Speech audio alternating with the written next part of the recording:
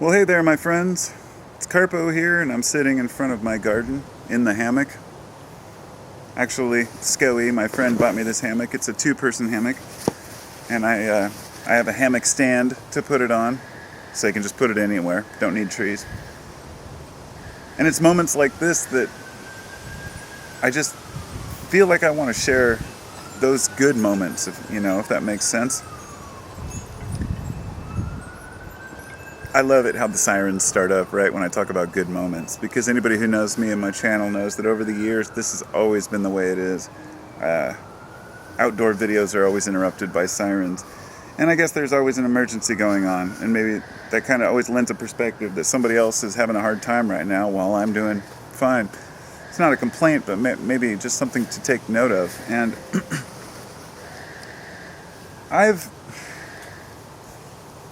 I'm trying really hard to remain positive during this time. It's very difficult for people to remain positive and to remain functional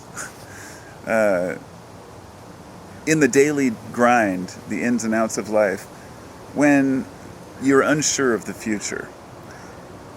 And I want to take a quick note to make a point that I'm well aware that you're never sure of the future. And I think that that's one of the most valuable lessons we can learn from unsure times. Even if we think we know what's coming, we never do.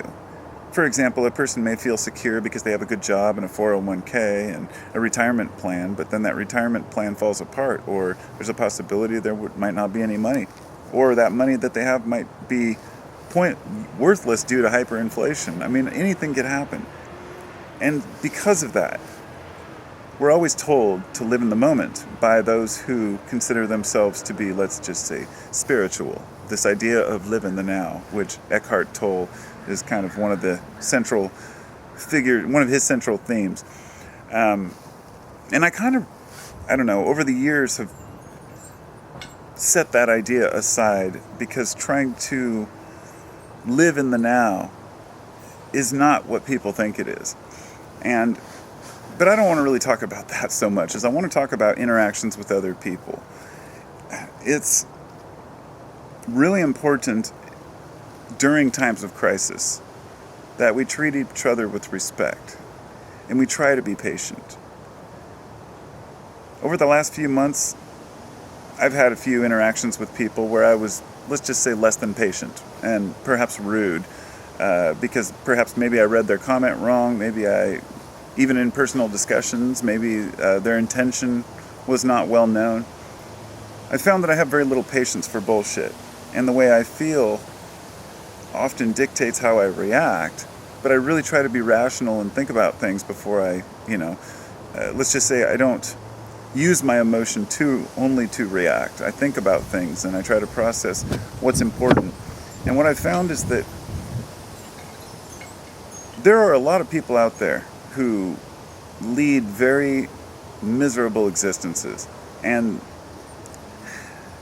they want to unload their bullshit on other people, right? So you'll find these people throughout your life, in your personal life, in your chat groups, internet groups, social media, whatever it might be.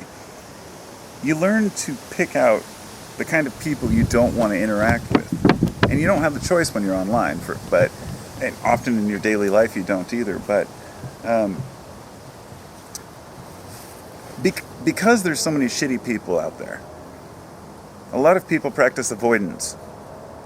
And they're very, I don't like the word intolerant. Tolerance is not the right word. Tolerance is just putting up with shit that you know is wrong. You tolerate your kid's bad behavior after you've done what you can, but you only tolerate something because you're forced to. It's not that you accept it. It's different. There has to be an acceptance of other people, their ideas, their needs. And when we have, let's say, somebody in our immediate family that we disagree with, whatever it might be, if we don't work it out and talk it through and agree to disagree, or else agree on something, then the issue never gets resolved, and it just compounds, and it can build resentment towards other people, which is, unfortunately, my wife and I talk through everything as much as we can, and there's always going to be some, underlying issues that maybe you haven't addressed yet. But as long as you're honest and you can address those, you know that you won't live to resent somebody that you love, right? This same thing goes for kids, it goes for parents, it goes for friends, it goes for coworkers, bosses, everything. If you don't express how you feel, you build a resentment. This has gotten me in trouble in the past because I've always expressed how I feel to my bosses, Even a political disagreement. If somebody says something I don't agree with, I'll speak up. I do have tact and I know when not to speak up, but generally I have the feeling that I always have to express how I feel. If a person says something I don't agree with, that might be damaging, and that's the key. It's not just, people can say what they want to believe all day long. If somebody says they think that caterpillars are made out of yarn, I'm not going to sit and debate what a caterpillar is if that's what a person wants to think. But if they believe that a certain law passed is going to benefit them when in fact it'll harm them, then maybe we have to look at things from a different angle. So what I'm getting at is interacting with one another requires we set our ego aside for a moment and really talk about the subject at hand, no matter who it is. The way we treat our family and friends is going to be different from the way we treat people online. And I guess what I'm saying is it shouldn't be. We should give people the same leeway, or at least give them the same amount of respect we would give anyone else we've never met. There are a lot of misunderstandings out there, even when you're speaking to someone and looking them in the eye. Now think about how many we have through text and messages. I mean, it's endless.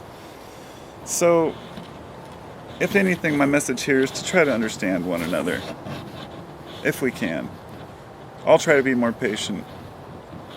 The rest of you can try if you like. And it looks like this is almost to 7:19, so I'll just stop it at 7:19. Take care, my friends.